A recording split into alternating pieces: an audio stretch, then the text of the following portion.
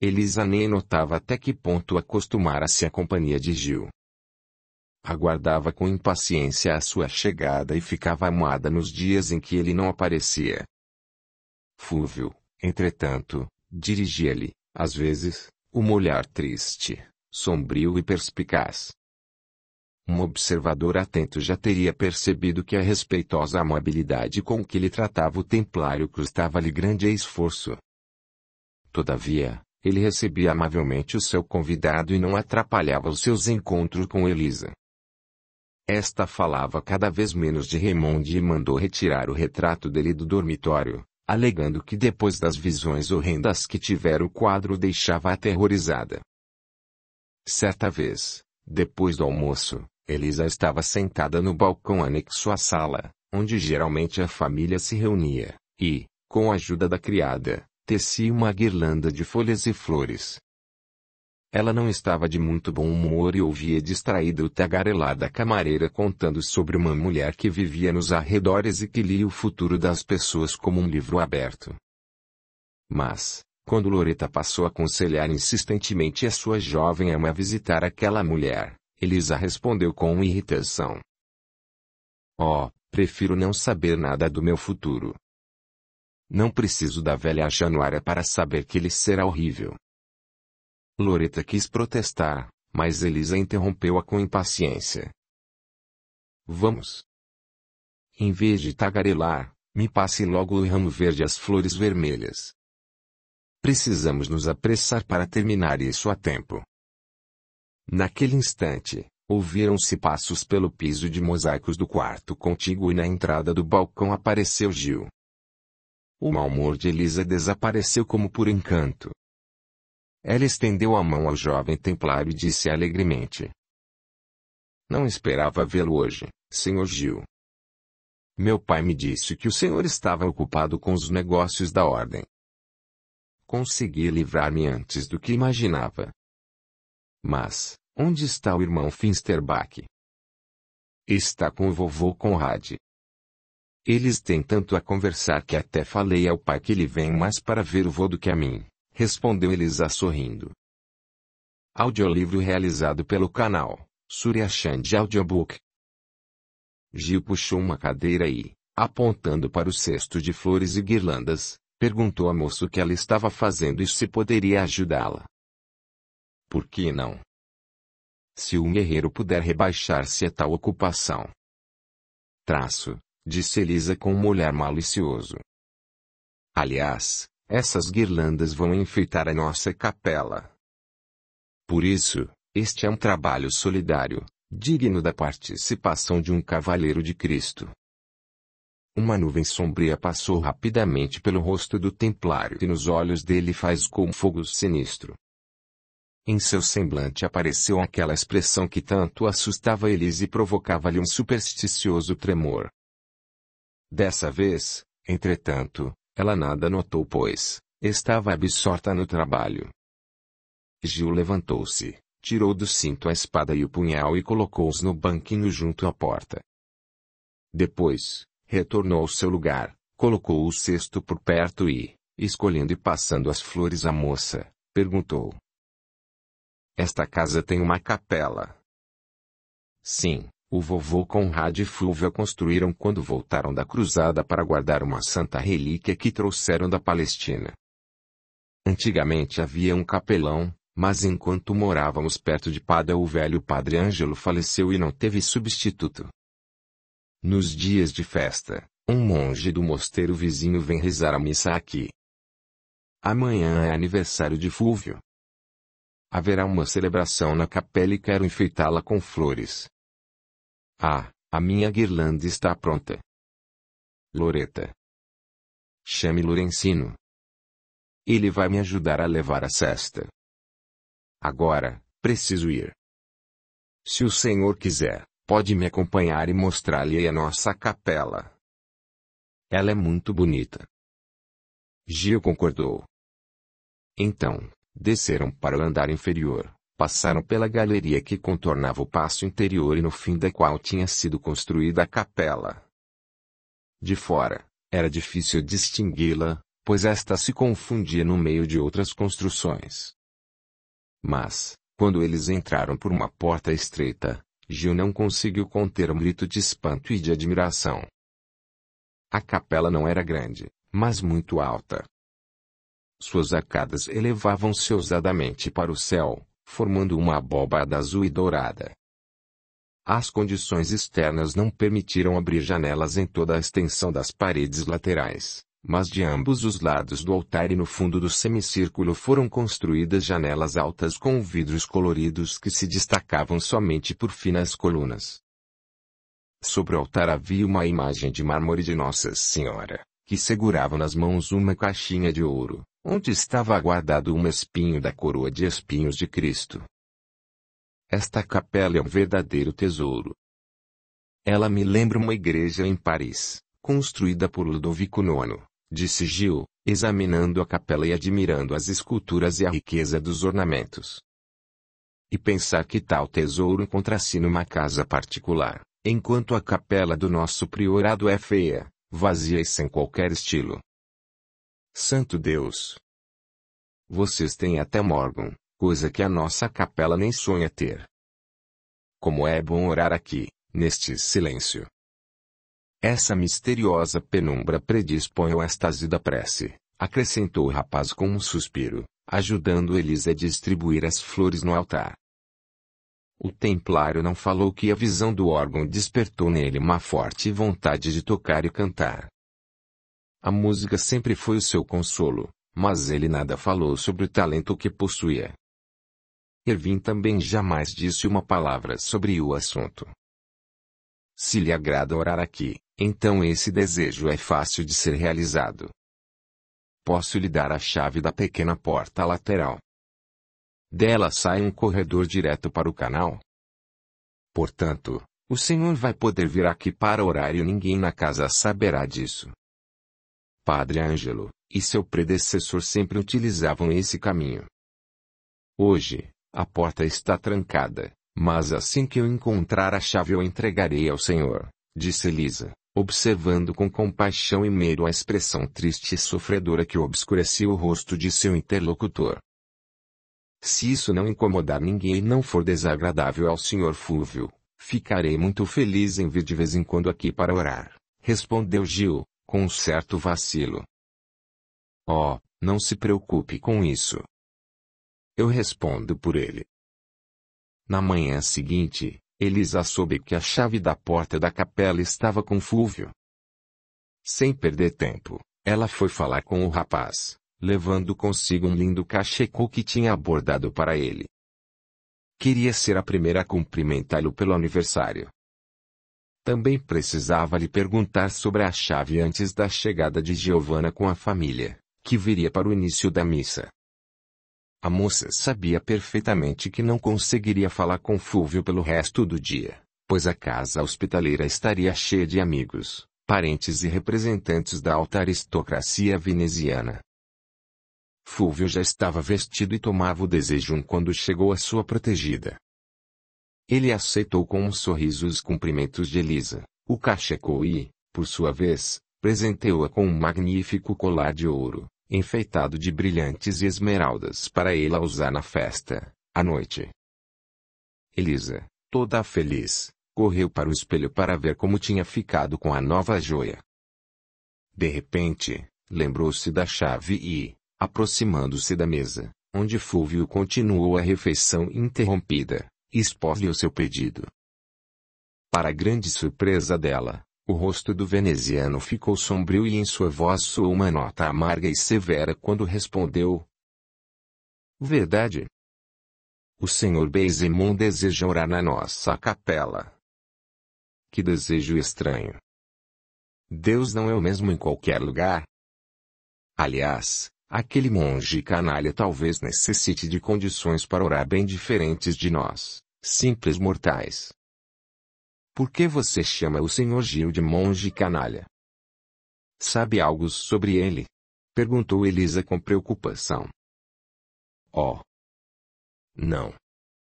Mas, entre os senhores templários existe muita gente de má reputação, respondeu Fúvio, dominando-se rapidamente. Elisa abaixou a cabeça e ficou pensativa. Em seguida, colocou a mão no ombro do amigo e disse com certo vacilo: Talvez você esteja certo, Fulvio. O Sr. Gil às vezes fica tão estranho que até parece ter grande peso na alma. Em seus olhos aparece uma expressão que me assusta. Talvez ele tenha cometido alguma falta, quebrado algum juramento e esteja sendo torturado pelo remorso. Mas, por que você, sempre tão bondoso, condena-o tão severamente em vez de apiedar-se dele? Um dia você me falou uma frase que jamais vou esquecer: todo o pecado, toda transgressão das leis divinas traz consigo mesmas a punição. Na vida de toda pessoa, a tentação aparece de surpresa e de forma ameaçadora. Aí daquele que entregar-se e deixar-se subjugar-se pelas paixões, pagará caro por isso. Você também acrescentou: tal tentação ameaça qualquer um de nós e isso nos obriga a sermos indulgentes um com o outro. Pode ser que o cavaleiro Baezemon tenha se entregado mais facilmente à tentação, pois conforme contou meu pai ele não entrou na ordem por vocação. Enquanto Elisa falava, um forte rubor espalhava-se pelas faces do veneziano. Ele puxou a moça para perto de si e beijou-a na testa. Tem razão, minha querida. Você venceu-me com minhas próprias armas ao lembrar-me que não é suficiente pregar a indulgência, mas é preciso colocá-la em prática. Esqueça o que eu disse. Já vou dar-lhe a chave. Transmita ao cavaleiro, em meu nome, que a capela está à inteira disposição dele.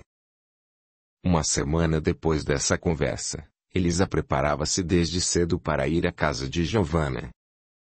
Ela estava absolutamente só. Seu pai tinha ido passar o dia todo em algum lugar nos arredores da cidade. Fulvio e o barão Vart também tinham dito que só iriam vê-la na tarde do dia seguinte. Elisa encontrou Giovanna doente.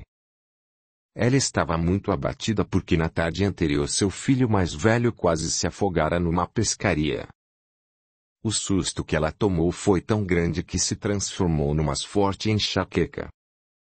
A jovem passou toda a manhã brincando com os dois meninos de Giovanna, mas, vendo que a amiga não estava em condições de conversar, decidiu voltar para casa logo depois do almoço. Ela estava triste.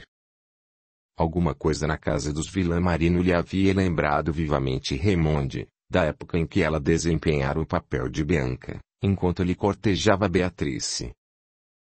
Nunca os laços que aprendiam ao jovem conde lhe pareceram tão pesados como naquele dia.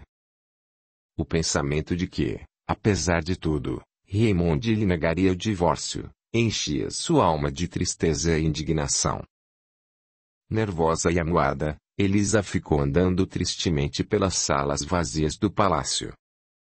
De repente, decidiu ir até a capela trocar as flores e orar à Virgem Maria tanto por si como pela infeliz Beatrice, a vítima de Raimonde. Ela sentiu uma grande compaixão por esta última quando Giovanna lhe contou que a senhora Salviati acabou morrendo no mosteiro onde fora trancafiada. Corriam boatos de que ela se enforcara. Triste, pensativa e preocupada, Elisa apanhou as flores trazidas por Loretta e dirigiu-se à capela. Mas, ao abrir a porta, parou surpresa e indecisa, ouviu nitidamente os sons do órgão. Quem poderia estar tocando numa hora tão imprópria? De repente, lembrou-se de Gil. Mas como poderia ele tocar órgão se jamais falou que tinha dons musicais? Intrigada, Elisa entrou silenciosamente na capela e fechou a porta. Se era realmente o cavaleiro quem tocava, então ele, evidentemente, estava ali porque sabia que os donos da casa não estavam. Elisa, então, decidiu que iria chamar a atenção do templário por ocultar o seu talento. Após dar alguns passos, a moça estancou no lugar ao ouvir uma voz masculina sonora, poderosa e, ao mesmo tempo, aveludada, que cantava uma prece. Os sons espalhavam-se grandiosamente sob a abóbada, fazendo todo o ser de Elisa palpitar com uma estranha emoção. Apesar de ela conhecer a prece, o cantor invisível dava a esta uma expressão completamente inusitada. Logo, a música e o canto perderam a sua característica e transformaram-se numa fantasia de artista. Já não era mais o instrumento que soava, mas a alma, enchendo a capela de ondas sonoras que tinham aspectos harmônicos ou selvagens e estridentes. Através delas, percebia-se uma tempestade de paixões desenfreadas, lágrimas de arrependimento e desespero e, numa melodia agradável e inebriante, cantava-se o amor esquecendo-se o mundo e todas as suas desgraças. Elisa, emudecida, ficou ouvindo toda trêmula e apertando as mãos ao peito. Por centenas de vezes já tinha ouvido bons músicos, mas jamais tivera a oportunidade de presenciar uma artista tão genial. Por isso, naquele momento, ela sentia uma emoção incomum. Aquele canto e aquela música conquistavam-no e penetravam no mais íntimo de sua alma, fazendo vibrar todas as suas fibras e despertando sentimentos jamais experimentados. De repente, ela pareceu livrar-se daquele estupor e colocou no chão as flores que segurava. Como uma sombra, deslizou para a frente e começou a subir a escada em caracol, que levava até o órgão. No último degrau ela parou e apoiou-se calada no corrimão. Então, viu Gil. Ele estava assentado diante do órgão num banco de madeira trabalhada. Seu rosto pálido transpirava arrebatamento e inspiração. Naquele momento, ele vagava num mundo só dele. Os dedos desenvolvidos e a voz disciplinada obedeciam quase inconscientemente a cada movimento de sua alma. Gil realmente resplandecia com a beleza de um gênio. Os raios do sol poente, que atravessavam os vidros da janela, brincavam na sua túnica branca e cercavam sua cabeça numa auréola dourada. Finalmente, o canto parou e a cabeça do cavalheiro caiu pesadamente sobre o peito. Após uma momentânea imobilidade, ele levantou-se, passou a mão na testa e estremeceu. Um forte rubor espalhou-se pelo seu rosto. Ele viu Elisa, que permanecia imóvel e calada no último degrau da escada. No expressivo rosto e nos grandes olhos claros da jovem refletiam-se tão nitidamente a emoção e o encanto pelo que via, que a chama de irritação acendida nos olhos de Gil apagou-se imediatamente, transformando-se num sorriso meio irônico. Fazendo uma profunda reverência a Elisa, ele disse: "Permita-me trazer-lhe os meus respeitos, Condessa. A senhora está percebendo que aproveitei a sua amável proposta de visitar a capela, mas jamais esperei que me encontrasse aqui logo na primeira visita." Elisa estava tão emocionada que nem notou a surpresa e a insatisfação do cavaleiro, também não prestou atenção às palavras de Gil, viu somente que ele tinha parado de tocar. Por isso, sem nada responder, apontou para o órgão e exclamou: "Cante. Cante mais." Gil sorriu, sentou-se obedientemente no banco e, depois de um pequeno prelúdio, cantou uma oração à Virgem Maria. Quando terminou, Elisa acalmou-se um pouco e, repentinamente, sentiu-se envergonhada pela indiscrição e pelo inesperado encontro naquele local isolado. Ruborizada, ela acenou com a mão e disse baixinho: "Perdoe-me, Sr. Gil, por tê-lo perturbado tão inesperadamente. Juro que tudo aconteceu por acaso. Subi aqui para ver quem estava tocando o órgão e fiquei calada porque me encantei pela sua música. Oh, jamais ouvi alguém tocar assim. Aquilo não era o órgão, era sua própria alma a que cantava tão claramente que se podia lê-la como um livro aberto." "Oh, e o que a senhora leu?" perguntou Gil. Com essa pergunta, o rosto do cavalheiro assumiu aquela lúgubre e sinistra expressão que sempre assustava Elisa. Mas, naquele instante, sua natureza nervosa e impressionável ainda estava tão excitada que os seus claros e resplandecentes olhos suportaram, sem tremer, o olhar sombrio e demoníaco do cavalheiro. Ela, então, respondeu, sem vacilar: "Li que o senhor está sofrendo, que um ferimento secreto tortura e que em sua alma lutam duas forças antagônicas, as do inferno e as do céu." Mas também percebi que o céu irá vencer essa batalha. Os meus tutores, Fulvio e vovô, ambos cientistas, diziam-me que a música é um grande remédio da alma e que aquele que possui o dom divino de dominar a harmonia certamente deve encontrar a paz e a felicidade. Na voz e no olhar de Elisa sentia-se tal convicção inocente e um entusiasmo tão sincero, que Gil emocionou-se. Sua pesada irritação mudou para um sorriso profundamente melancólico. Mas não teve tempo de falar nada, pois a moça voltou-se rapidamente e desapareceu como uma sombra. Antes que o cavaleiro pudesse recompor-se da surpresa, ouviu fechar-se a porta de entrada da capela. Que mulher estranha, murmurou Gil, descendo pela escada em caracol, enquanto nos seus lábios brincava um sorriso de orgulhosa jactância. Já era noite alta quando Erwin Finsterbach retornou da viagem empreendida por ordem do prior. No posto de comando todos já dormiam quando o cavaleiro passou pelo longo corredor dirigindo-se ao seu quarto. Mas, ao passar pelo quarto de Gil Beisemon, notou com surpresa por debaixo da porta que a luz estava acesa. Erwin dispensou imediatamente o seu escudeiro e, certificando-se que a porta não estava trancada, entrou. Sobre a mesa, queimava um toco de vela num candelabro de bronze. Sentado numa poltrona e com a cabeça jogada no espaldar estava Gil, olhando para o vazio. O senho franzido e a expressão de amargura em seu rosto atestavam que seus pensamentos estavam longe de serem agradáveis. O rapaz não percebeu que a porta se abriu nem notou a entrada de Finsterbach. Gil, você ainda não está dormindo. Novamente se entrega aos sonhos doentios, observou Erwin com desaprovação. Meu amigo, isso não é nada bom. Assim você só prejudica a sua saúde e tortura o seu espírito. O rapaz estremeceu e se endireitou. O que fazer se não consigo encontrar a verdadeira paz? Perguntou, passando a mão na testa. O solo me escapa debaixo dos pés, sinto um vazio que nada consegue preencher. Talvez esteja sentindo falta da maldade anterior e daquele embevecimento que traz o esquecimento e encobre o horror de si mesmo.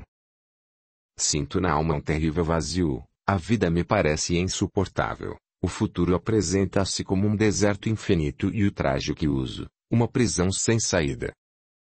Quando, aos 32 anos, você já experimentou exaustivamente todas as paixões, quando esvaziou completamente a taça de prazeres, quando estão destruídos todos os ideais e as esperanças, o que nos resta então para preencher o que sobrou da vida e para torná-la suportável? O verdadeiro arrependimento e uma firme vontade de readquirir a fé e a esperança pela oração e pela autopurificação, respondeu Finsterbach delicadamente, mas com firmeza. Você já rompeu com o passado, Gil, agora, esqueça-o. O rapaz soltou um riso estridente e pôs-se de pé de supetão. Estava pálido como a morte e seus olhos faiscavam. Esquecer? Purificar-se? Perguntou ele com desprezo. Tudo isso são palavras vazias nas quais nem você mesmo acredita. Como algumas preces podem destruir a vergonha a que me submeti. Esquecer? Oh, se eu pudesse ordenar à minha maldita cabeça que esqueça aquilo que ela cansou de pensar. Se pudesse ordenar aos meus sentidos para esquecer os criminosos prazeres que eles suportaram. Não e não. Esse tipo de sujeira não se apaga nem com a vontade nem com as preces. As fatídicas lembranças foram absorvidas pelo cérebro e quanto mais eu as evito, mais firmemente elas me perseguem. Afaste-as com alguma ocupação séria, dê uma nova direção aos seus pensamentos. Eu estou fazendo isso, e desde que cheguei a Veneza sinto-me livre e feliz como nunca. Pudera. Mas o seu milagre tem fácil explicação, você tem uma filha e um amigo. Já eu, não tenho ninguém que me ame, que tenha compaixão de mim e que me apoie. Não tenho nada, além desse odioso traje que me sufoca como um laço de forca e fecha para mim todas as saídas. Oh, como amaldiçoou a hora fatídica em que assumi esse hábito e a lei a qual me sacrificaram. A ira e o desespero soavam na voz de Gil. Jogando-se na poltrona, ele agarrou a cabeça com ambas as mãos. Finsterbach abaixou a cabeça e uma amargura e muita compaixão refletiram-se em seu rosto. Após um instante de silêncio, ele fez um grande esforço e, colocando a mão no ombro de Gil, disse: Para um homem enérgico e orgulhoso como você é indigno entregar-se a tal ponto ao desespero, à apatia e a uma inútil irritação contra o que não pode ser consertado, pois... Beisemon endireitou-se rapidamente. Seu rosto readquiriu a expressão habitual e sua terrível palidez denotava a tempestade que se desencadeava em sua alma. Você tem razão. É ridículo ficar gemendo e se lamentando feito mulher, disse ele com um leve e indescritível sorriso irônico. Eu me joguei voluntariamente no abismo que, apesar da escuridão, não deixava de ter coisas agradáveis e, por isso, não devo reclamar. Além disso, uma vez amigo de Lúcifer, não se deve privá-lo de sua companhia. Conversa. Você como sempre está indo de um extremo a outro. Mas, no seu caso, prefiro vê-lo reclamando que caindo em desespero, observou Finsterbach com um sorriso.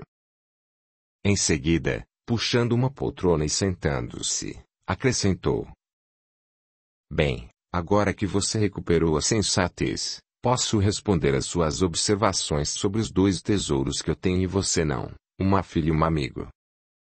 Até agora eu achava que era para você um amigo tão fiel quanto Vatia para mim. Mas você tem outra opinião a respeito. Que seja. Se você não tem uma filha, em compensação possui uma irmã imortal, a música. Você, Gil, dá pouca importância a essa dádiva que Deus lhe deu para recompensá-lo por muitas desilusões. As últimas palavras do cavalheiro fizeram Gil ficar vermelho e ele, agarrando a mão de Ervin, exclamou: Perdoe, Ervin, essas minhas palavras ingratas. Eu realmente não sinto falta de um amigo, mas preferiria uma bondosa e pequena irmã viva do que a música imortal. Tente encontrar em Elisa sua irmã viva. Ela é uma criatura pura e encantadora, é muito esclarecida e você pode conversar assuntos sérios com ela. Mas, talvez você não simpatize com ela. Nunca me falou da impressão que teve dela. Sei que ela se interessa por você. Gil nada respondeu. Andou pelo quarto e depois, parando em frente a Ervin, disse com uma voz um pouco indecisa: Elisa me agrada. Ela possui algo mais do que beleza. Todo o seu ser respira alegria e uma inocência pura, em seus olhos brilha uma mente elevada. Ela é tão alva e delicada que dá a impressão que não é deste mundo. Naturalmente, eu ficaria feliz em ter a sua afeição de irmã. Mas, isso seria possível. Ervin, será que você não teme o contato daquela criatura pura com um homem como eu? Se o sentimento que tenho por ela mudar de repente não poderei responder por mim mesmo e pelas selvagens paixões que enchem a minha alma. Além disso, não seria o perigoso para Elisa. Eu sou o próprio inferno e, por isso, carrego a tentação dentro de mim. Por isso, devo contar-lhe a cena que aconteceu hoje. Foi um dos meus dias ruins. À noite, as alucinações me atormentaram. Resumindo, senti uma incontrolável vontade de tocar, mas para isso precisava ficar só. Eu sabia que hoje não teria ninguém na casa dos Falery. Então, peguei a chave que a sua filha me deu e fui até a capela. O órgão que está lá é maravilhoso e fiquei entretido com ele. Não lembro que toquei e cantei. Muito provavelmente estava extravasando os sentimentos sombrios e agitados que me perturbam a alma. Imagine a minha surpresa quando vi Elisa parada na escada, olhando-me como encantada. Posso afirmar que a minha música causou-lhe uma impressão bastante profunda e aos olhos dela fui coroado por uma auréola que não mereço. O que acha disso, Ervin? Mesmo tendo vendido a alma ao demônio, por nada deste mundo gostaria de prejudicar aquela maravilhosa mulher e nem a amargurar. Se você achar necessário, posso partir de Veneza alegando motivos particulares, concluiu o templário. Finsterbach ouviu tudo com uma expressão preocupada e indecisa. As últimas palavras do rapaz fizeram-no dirigir-lhe um olhar cheio de afeição. Gil, agradeço suas nobres e sinceras palavras. Elas me provam que a sua honestidade sobreviveu e resistiu a todas as más influências. Não quero que você parta, pois nada prova que seus temores tenham fundamento. Mas, ficarei observando Elise e logo saberei a impressão que ela teve sobre o seu canto. Agora, boa noite. Vá dormir, meu pobre amigo, descanse e tente esquecer tudo. E os cavaleiros separaram-se após apertarem firmemente as mãos. Capítulo 6. Durante a tarde toda e a noite Elisa continuou emocionada, ainda sob aquela extraordinária impressão causada pelo canto e pela música do templário. Não conseguia esquecer o rosto pálido de Gil e seu olhar inspirado.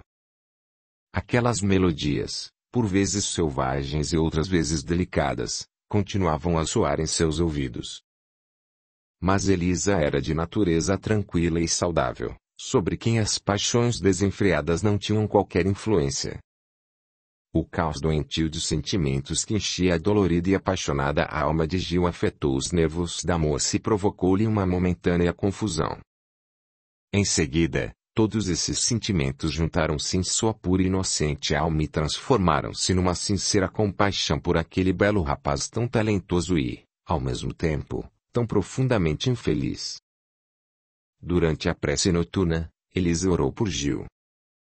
Do fundo de sua alma, implorou à Virgem Maria e ao seu divino Filho que enchessem o espírito perturbado do rapaz com paz e fé, que salvassem e apoiassem o ser humano. Por muito tempo Elisa não conseguiu dormir. No dia seguinte, acordou tarde. O sono profundo devolveu-lhe a habitual tranquilidade. Quando chegou ao Finsterbach, ela o recebeu como de costume. Por mais que Ervin ficasse observando seu rosto fresco e seus límpidos olhos, não conseguia descobrir neles nada de extraordinário. Após o almoço, quando estava assentada com o pai no balcão, Elisa perguntou-lhe por que Bezemon não tinha ido visitá-los e depois acrescentou inocentemente: temo que o cavaleiro Gil tenha ficado com raiva de mim. Ontem eu o peguei na capela tocando órgão e cantando. Fiquei simplesmente encantada com o que ouvi.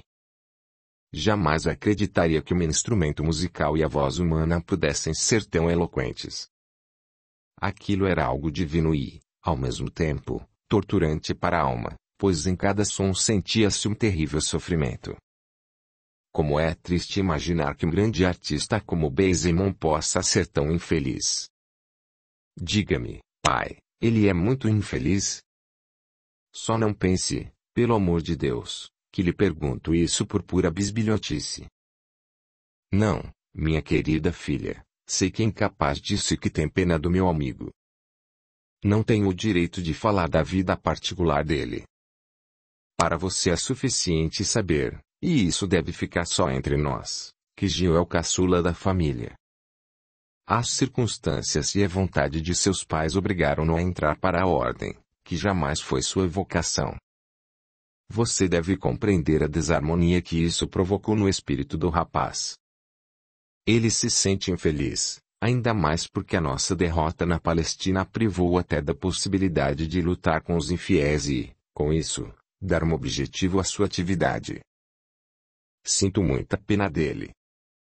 Gostaria muito de consolá-lo. Em todo caso, sempre o receberei com carinho, afirmou Elisa. Passaram-se cerca de 2 meses. Aparentemente não houve qualquer alteração nas relações entre os nossos personagens. Os 2 templários continuaram a visitar diariamente o Palácio Falaise. Reinava o mesmo reservado respeito entre Elisa e Bezemon.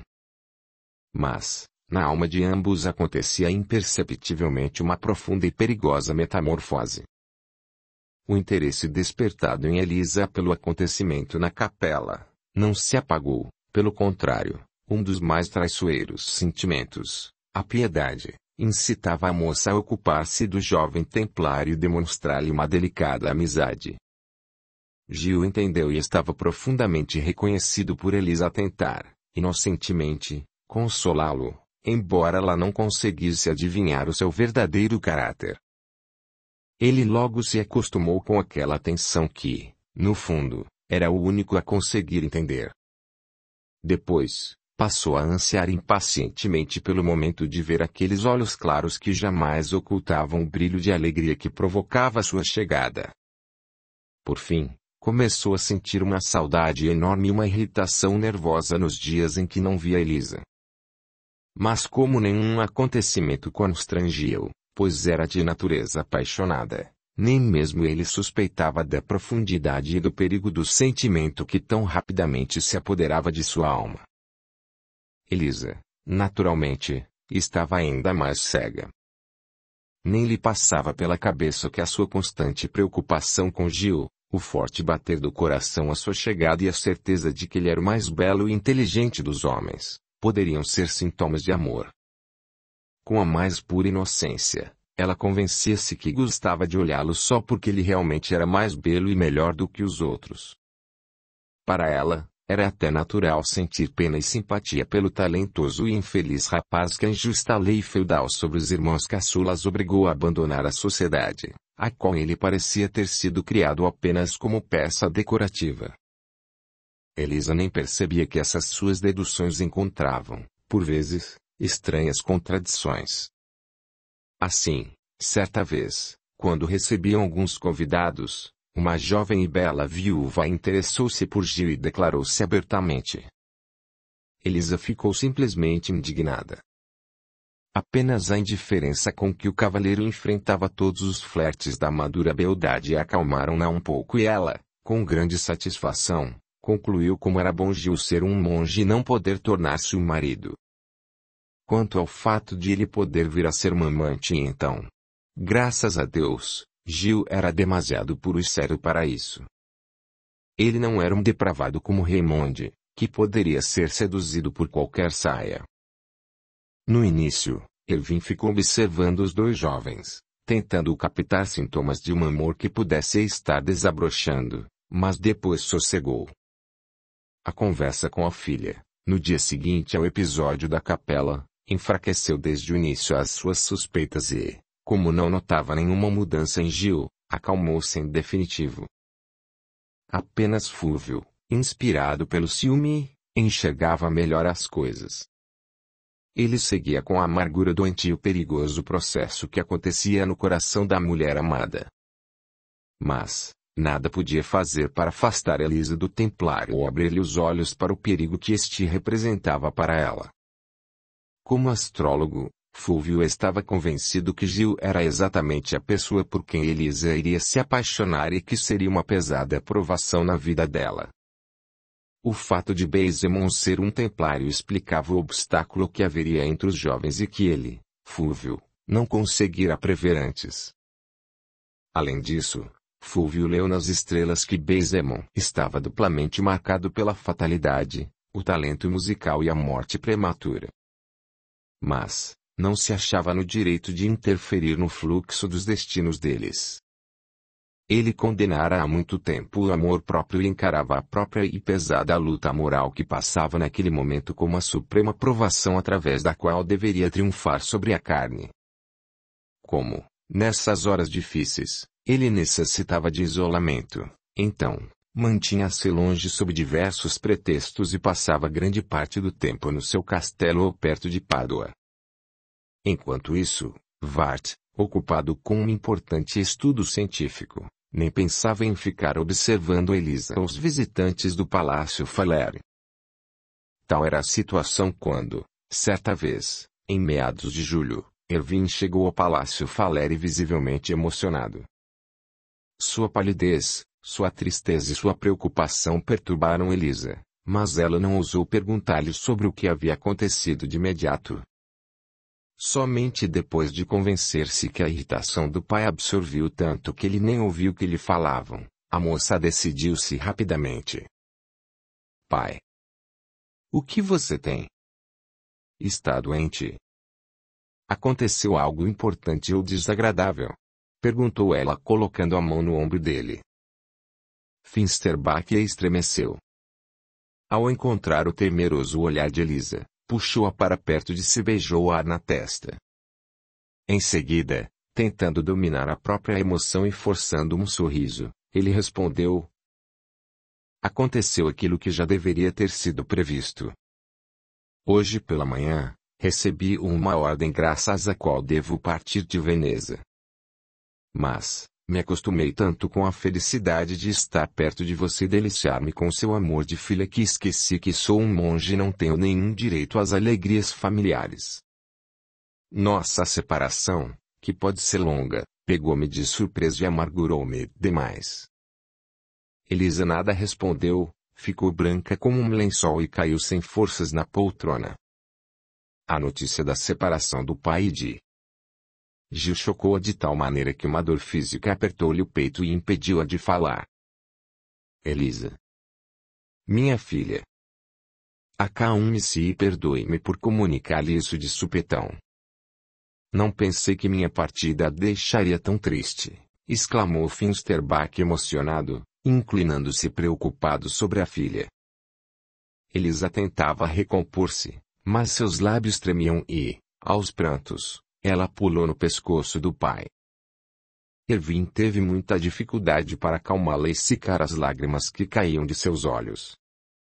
Por fim, Elisa sentou-se novamente na poltrona e, molhando na água o seu lenço, começou a enxugar os olhos vermelhos e inchados de lágrimas. Finsterbach andava pelo quarto com ar sombrio e senho franzido. Ele amaldiçoava sua insana decisão de entrar para a ordem em vez de viver para sua única filha. Pai. Quando e para onde você deverá partir? Perguntou ela de repente. Vou partir o mais tardar daqui uma semana para o Tirol. Por mais estranho que pareça, estou voltando à minha pátria, respondeu Ervin, parando de andar. Imagine só, minha querida. Fui designado para o posto que fica a 1 hora de viagem de Zappenstein. Vai ficar lá por muito tempo? Perguntou Elisa com ar preocupado. Não sei dizer. Como o grão-mestre incumbiu-me de uma missão naquela região, ficarei por lá 1 mês ou 1 mês e meio, respondeu o cavaleiro, dominando o leve sorriso que lhe provocaram as perguntas da filha. Elisa deixou de lado o lenço úmido e levantou-se. As faces do seu rostinho encantador ficaram vermelhas e os olhos brilharam.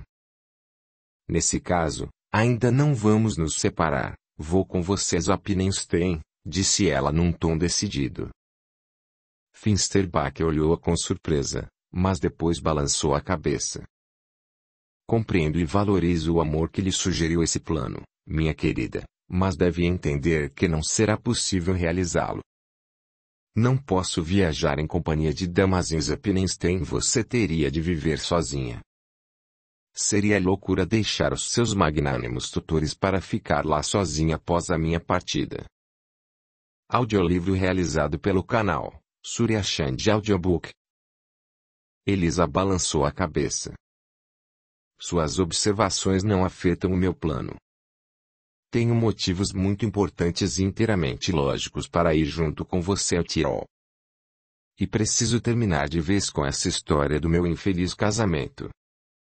Não quero ficar esperando docilmente aqui até o meu exemplar marido se cansar de se banquetear em Jerusalém e achar necessário vir a Veneza reclamar os seus direitos que, aliás, eu renego.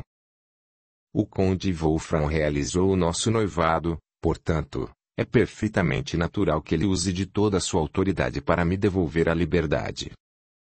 Zappenstein está localizado tão perto de Riefenstein que lá será mais fácil resolver essa separação. Além disso, sua amizade com o velho conde e sua proteção paterna me ajudarão muito nessa difícil negociação. De minha parte, seria insano não aproveitar tal oportunidade. Quanto a viajar com você, Ninguém pode atrapalhar isso. Sei que, pelas regras de sua ordem, é permitido prestar ajuda e proteção a uma dama nobre que viaja sozinha para ver o marido. Ninguém precisa saber que estou indo ao tiro só para me livrar do marido, concluiu Elisa com ar triunfante e os olhos brilhando de malícia. Eu vim, espantado, ouvir em silêncio as explicações da filha. Juro pelo sangue de Cristo que é uma grande verdade o fato de existir mais esperteza no cérebro feminino do que células numa colmeia, concluiu ele, com riso involuntário. Desse ponto de vista, a sua ideia é totalmente viável. De minha parte, seria loucura recusar a felicidade de passar com você mais 2 meses. Além disso, desejo muito terminar logo essa história do seu casamento. Entretanto, antes de tomar a decisão final quero que você se aconselhe com Vart. Se ele aprovar o seu plano, eu a levarei comigo. Então vamos. Vamos agora mesmo falar com ele. Que pena Fúvio estar ausente, ele também daria uma opinião sobre isso, exclamou Elisa, agarrando o pai pela mão e puxando ao quarto do velho cientista. Ao tomar conhecimento do caso e após refletir um pouco o barão aprovou o projeto de sua protegida. É natural que Elisa deseje adiar o quanto possa a separação do pai e também é inteiramente legal o seu desejo de encerrar o caso de Raymond com sua ajuda. É bem provável que o jovem conde retome logo, pois fiquei sabendo que Wolfram enviou-lhe ordens severas nesse sentido. Você tem o direito de exigir satisfações sobre o comportamento dele em relação à sua filha. Além disso, ninguém melhor do que você para restabelecer a paz entre o jovem casal, se isso ainda for possível. Para tranquilizá-lo definitivamente, meu caro discípulo e amigo, posso informar-lhe que logo irei para o meu pequeno castelo no Tirol. Se você partir, tomarei conta de Elisa e, se necessário, a trarei de volta a Veneza.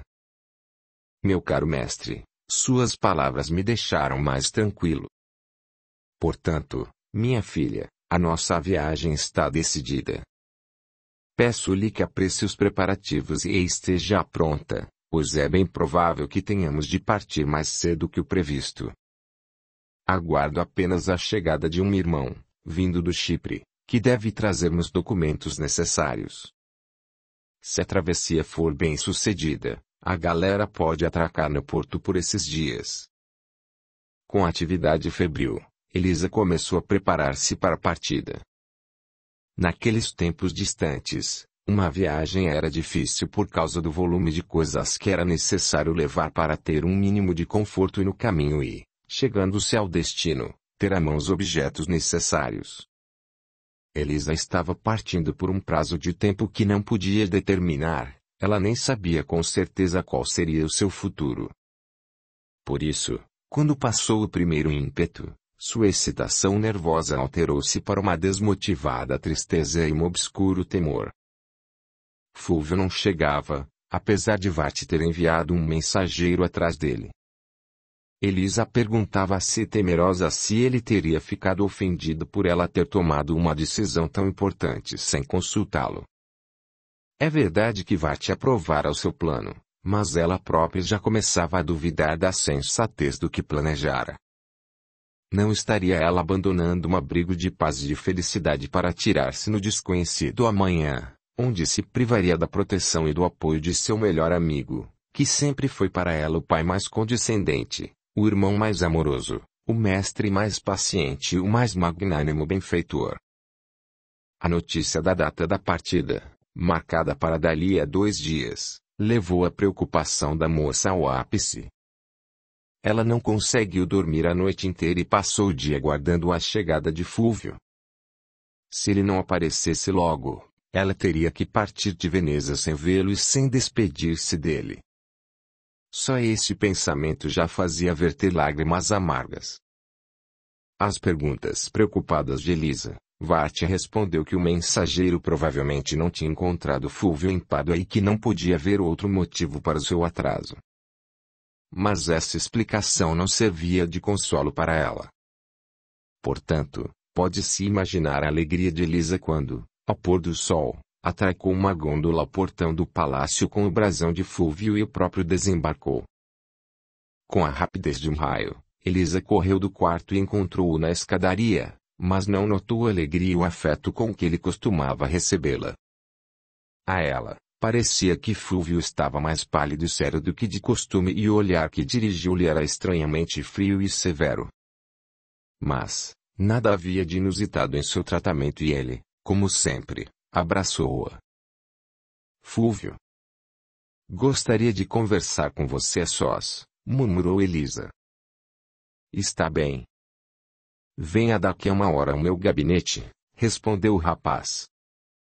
Pálida e nervosa, a moça foi na hora marcada ao gabinete de trabalho do amigo. Fúlvio estava assentado junto à janela, imerso em profundos pensamentos. À entrada de sua protegida, ele endireitou-se, indicou-lhe uma cadeira e disse: Elisa, você naturalmente quer falar comigo sobre a sua partida. Precisa de ajuda ou de conselho? Primeiramente quero pedir-lhe perdão por ter tomado uma decisão tão importante na sua ausência e sem esperar a sua aprovação, murmurou Elisa com voz indecisa. O que posso ter contra sua viagem, se esta decorre de seu amor de filha? Pelo contrário, só posso aprová-la tanto quanto o tio Conrad. Nesse sentido, nada tenho a lhe perdoar. Do fundo da alma peço a Deus que essa viagem lhe seja benévola. Ah, já estou arrependida por tê-la empreendido. A mim me parece que, deixando esta casa, estarei no meio de uma noite escura numa estrada açoitada por tempestades e cheia de perigos. Estou com medo do futuro. Em certos momentos, até entendo que me leva a seguir meu pai. Eu amo e para mim é difícil separar-me dele, mas essa separação será inevitável. Resumindo, não consigo entender a mim mesma, pois o meu coração dilacera-se tanto com a ideia de ir quanto com a de ficar. Ajude-me, Fúlvio, a encontrar equilíbrio e a explicar o que acontece comigo. Caindo em prantos, Elisa atirou-se no pescoço de Fúlvio e apertou a cabeça em seu ombro. O rapaz afagou-a por instantes.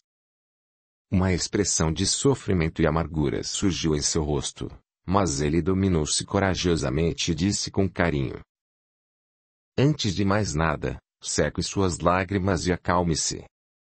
Não há nada de mal em privar-se temporariamente de tudo que lhe é caro por aqui. Esta casa sempre estará à sua disposição. Você poderá retornar a ela como se fosse para a sua própria casa. Além disso, sempre poderá contar com o meu amor fraternal e o meu apoio tanto moral quanto físico. No Tirol, além do pai, você poderá contar com o conde Wolfram, que é nobre e magnânimo. Ele a defenderá de qualquer ofensa, mesmo que seja do próprio filho. Por fim, se isso lhe servir de consolo, prometo ir para o Tirol junto com o tio Conrad e passar por lá os meses em que se decidirá a questão do seu casamento. Fico-lhe muito grata, Fúlvio. Você é tão bom para mim quanto o próprio Nosso Senhor. Mas, o que mais me consola é que você não está com raiva de mim. Isso eu não poderia suportar, exclamou Elisa, sorrindo por entre lágrimas. Após um instante de silêncio, ela acrescentou: Mesmo assim, sinto uma certa desarmonia na alma que não consigo explicar.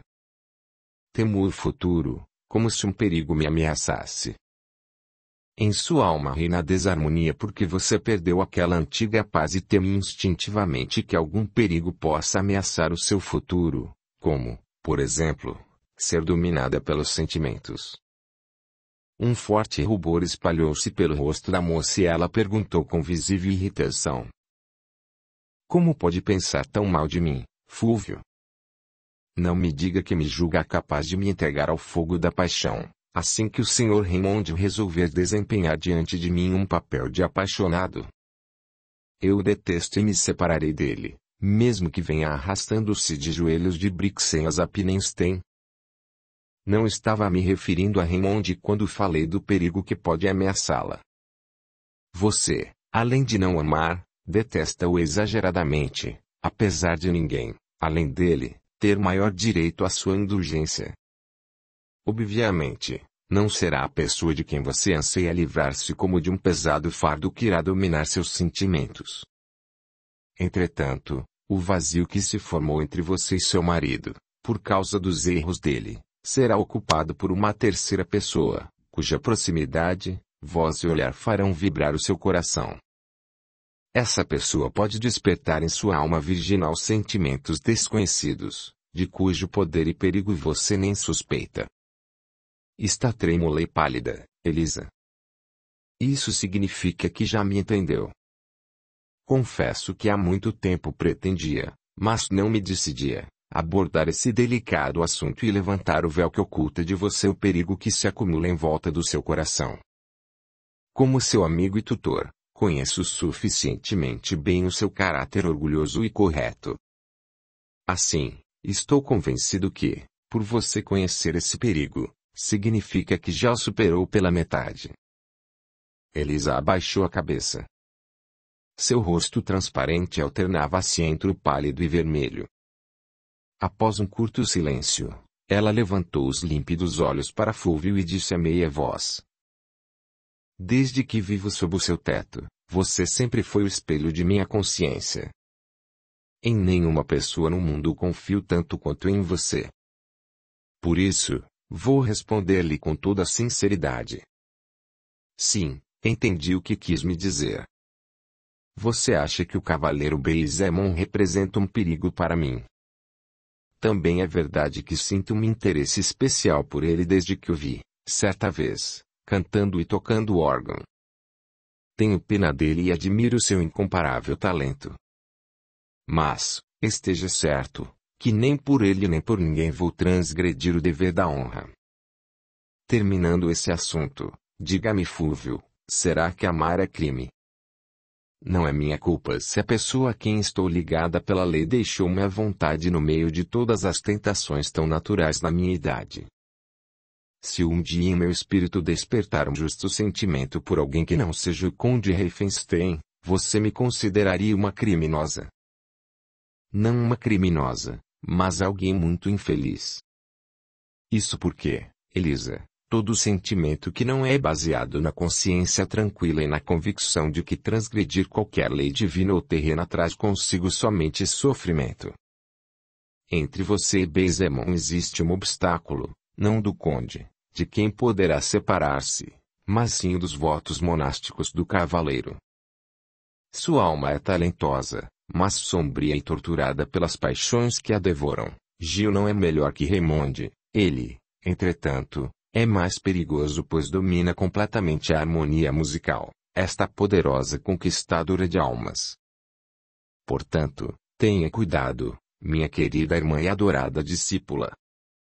Vigie o seu coração e lute contra o encantamento que obscurece a razão e entrega o corpo sob o domínio dos sentidos. Apoie-se sempre no dever. Ele será o seu escudo e suporte. Ouça a voz da consciência. Essa voz incorruptível lhe indicará o verdadeiro caminho. Enfim, ore para que o Pai Celestial a inspire e a força divina dele interponha-se entre você e a tentação que arrasta para o abismo. Agora, minha querida, chega desse assunto. Vai e descanse. Vai precisar de forças para amanhã.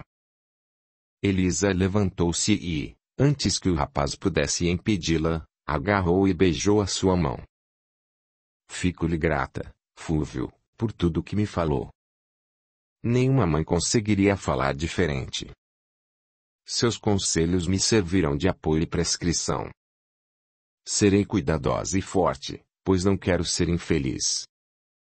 E venha logo me visitar. Ninguém pode substituí-lo e nem mesmo com meu pai posso ser tão franca como com você. Fulvio apertou carinhosamente a mão da moça. Irei logo e você sempre poderá contar com o meu apoio. Ficando só, ele sentou-se à janela e afundou-se em sombrios pensamentos. Aos poucos, seu rosto foi se desanuviando e os grandes e aveludados olhos brilharam. Não posso me queixar, murmurou. O destino me concede a melhor parte do coração de Elisa em troca do amor do qual desisti. Capítulo 7. 2 dias mais tarde, Elisa e seus acompanhantes já atravessavam a fértil Lombardia dirigindo-se ao Tirol. A cavalgada tinha uma aparência respeitável, pois, além dos 2 cavaleiros e de seus escudeiros e guerreiros, a comitiva da moça era composta de 2 camareiras, do pajem Lorenzino e de 6 soldados contratados por Fúvio que escoltavam cavalos e mulas carregados de bagagem. Elisa seguia entre os 2 templários, mas a conversa não fluía, pois, desde a hora da partida de Veneza, a moça estava triste, pensativa e pouco sociável. No início, Ervin e Gil fizeram tudo para distraí-la, mas suas tentativas não tiveram sucesso algum. Aliás, Finsterbach pouco se preocupava com o silêncio da filha. Ele achava completamente natural que a despedida dos amigos e da vida tranquila e luxuosa deixasse a jovem um pouco triste. Da mesma forma, aos seus olhos era inteiramente compreensíveis os anseios que iriam provocar nela o aguardo das formalidades do futuro divórcio. Por isso, ele entregou-se inteiramente a pensamentos de seu interesse particular e que se referiam à sua missão e ao futuro da ordem. Em compensação, Gil estava ocupado exclusivamente com a sua bela companheira de viagem. Possuindo uma extraordinária capacidade de observação, ele captou na expressão dos olhos de Elisa e em sua atitude para com ele uma certa mudança, cuja causa não conseguia encontrar e que se revelava a cada novo passo da moça. Parecia que certa desconfiança se miscuira no espírito da jovem e uma certa reserva ocultava-se em suas palavras e em suas atitudes. A alma apaixonada do jovem templário foi dominada por uma surda irritação mesclada com temor e por um obscuro ciúme, aplicando um profundo e perigoso golpe na paz de espírito de que gozava até aquele instante. No início, ele pensou que algo do seu conturbado passado chegara aos ouvidos de Elisa. Mas logo abandonou essa ideia e passou a supor que Elisa estava daquele jeito por causa da separação de Fúvio. Quem sabe ela amasse este último. Ela não gostava de Raimondo e o esperto italiano poderia, por precaução, incutir-lhe alguma desconfiança dele, Gil. Gil sabia que Elisa não gostava do marido, mas não conseguia determinar o papel de Fúvio na vida da jovem. Bonito e extremamente rico, ele transformou Elisa na rainha do seu palácio e, aproveitando os privilégios de irmão, poderia facilmente ter pretensões em Elisa sem revelar suas intenções até a separação definitiva. Assim, ele poderia com alguma esperta insinuação minar qualquer amizade entre ele e a condessa. Essa conjectura fez despertar todo o orgulho doentio, toda a impetuosidade do rapaz, e do sombrio abismo de sua alma elevaram-se pensamentos agitados e perigosos, ainda obscuros e indeterminados, mas que aguardavam uma oportunidade para desenvolverem-se completamente. Aliás, todo esse processo moral acontecia em segredo. Externamente Baesemon continuava desapaixonado, insolente e reservado como sempre. Seus olhos escuros e impenetráveis nem por um instante revelavam a tempestade que se desencadeava em seu interior. Ele parecia não mais se ocupar de Elisa. Como a trilha estreitava-se, muitas vezes Gil tinha de passar à frente e seguir encabeçando os soldados de sua ordem. Mantendo um ar de cuidadosa indiferença, o olhar de Elisa fixava-se na elegante figura do jovem templário que se destacava bastante na fina malha de aço sarracena que, como um tricô de seda, contornava seus flexíveis e fortes membros. Além disso, Gil era um magnífico cavaleiro e controlava com tal descuidada destreza o seu fogoso puro sangue árabe como se este fosse uma pacífica mula. No dia seguinte, à noitinha, a cavalgada chegou cedo à hospedaria onde tinham decidido pernoitar. Após o jantar, os viajantes continuaram a conversar. Como Elisa estava triste e pensativa, Gil perguntou-lhe de repente: "Nobre dama, gostaria que eu cantasse alguma coisa? Talvez isso possa distraí-la um pouco da desgastante viagem e dissipar a tristeza não trazida pela partida de Veneza." Elisa ficou vermelha. Há muito tempo desejava, e ao mesmo tempo temia ouvir outra vez o canto do maravilhoso artista. Mas não podia recusar a amável proposta por considerar isso o máximo da grosseria. Entretanto, antes que Elisa pudesse responder qualquer coisa, seu pai exclamou: "Irmão, que bela ideia você teve! Eu e Elisa teremos prazer em ouvi-lo." Só restou a moça confirmar as palavras do pai. Então, Gil ordenou ao escudeiro que trouxesse o alaúde. O jovem templário iniciou seu repertório com uma canção veneziana, muito em moda na época. A canção emocionou tanto Elisa que ela pediu que ele a repetisse.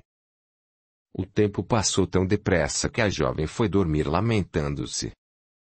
Ela caíra novamente sob o encanto do rapaz e, esquecendo a desconfiança e os cuidados, ficou por muito tempo pensando na canção ou no próprio cantor enquanto o sono profundo não lhe vedava os olhos. A partir daquele dia, Gil teve de cantar a cada noite. Ele o fazia com grande amabilidade, notando, com profunda satisfação, como desaparecia imperceptivelmente a parede que se interpusera entre ela e a moça por motivos desconhecidos. Realmente, sob a influência do encanto que lhe provocava o talento do rapaz, Elisa esquecia as precauções que, aliás, não se confirmavam em momento algum. Aparentemente, Gil não sentia grande interesse por ela. Ele era amável, bondoso, alegre, mas apenas isso. Elisa acalmou-se. Entregava-se sem vacilar ao encanto e tentava convencer-se que Fulvio dissera ali tudo aquilo por prevenção. Nem lhe passava pela cabeça que ela própria poderia se apaixonar, mesmo que não fosse amada. A viagem transcorreu sem maiores problemas. Somente antes da última parada, Finsterbach recebeu uma notícia desagradável que o colocou numa situação bastante difícil. Erwin enviou um de seus guerreiros como mensageiro para o posto de comando mais próximo de Zappenstein, onde deveria instalar-se. O mensageiro deveria avisar o castelão sobre a chegada da jovem proprietária e transmitir-lhe a ordem de preparar o castelo. Foi justamente esse homem quem trouxe a má notícia. Ele chegou muito apressado, pois queria informar o mais depressa ao seu comandante sobre o incêndio que havia destruído há um mês o posto de comando e durante o qual tinham morrido alguns cavaleiros. De toda a construção só sobraram ruínas e, até novas ordens, os cavaleiros sobreviventes instalaram-se num outro posto de comando que ficava muito distante de Zappenstein. Aquele acidente inesperado derrubou todos os planos de Finsterbach. O posto de comando incendiado encontrava-se aproximadamente no centro de todas as localidades que ele precisava visitar e a proximidade do castelo Zappenstein permitia lhe ver a filha diariamente. Ele estava muito preocupado com a ideia de ter de deixar Elisa sozinha e instalar-se a 2 dias de viagem dela. Depois de muito pensar, Erwin decidiu levar a filha para o castelo Riefenstein ou para a companhia de sua madrasta Ortruda. Ao tomar conhecimento de tal mudança de planos, Elisa ficou fora de si e declarou energicamente que preferia voltar para Veneza e ir para Riefenstein. Não quero viver sob o mesmo teto com a desprezível Condessa Ana. Por diversas vezes, ela quis me matar e agora não lhe faltarão oportunidades para corrigir o primeiro fracasso, exclamou ela com as faces em fogo. Você não sabe o que está dizendo, Elisa. Você não é mais uma criança que pode ser trancada numa torre. E nem Wolfram suportaria que não a tratassem com o devido respeito. Fico-lhe muito agradecida. Não quero nem respeito e nem cortejos que só irão envenenar a minha liberdade. Se, por um azar, o meu exemplar marido retornasse agora, então adeus divórcio. Ele não vai deixar de alegar que voltei voluntariamente para o teto conjugal. Não e não. Não vou para Riefenstein. Pai, não entendo por que você não pode se hospedar em Zappenstein. É o seu castelo. Quem pode dizer algo contra, se você o ocupar temporariamente em nome da ordem? No início, Finsterbach ficou surpreso, mas depois esse plano pareceu-lhe muito conveniente e ele exclamou, rindo.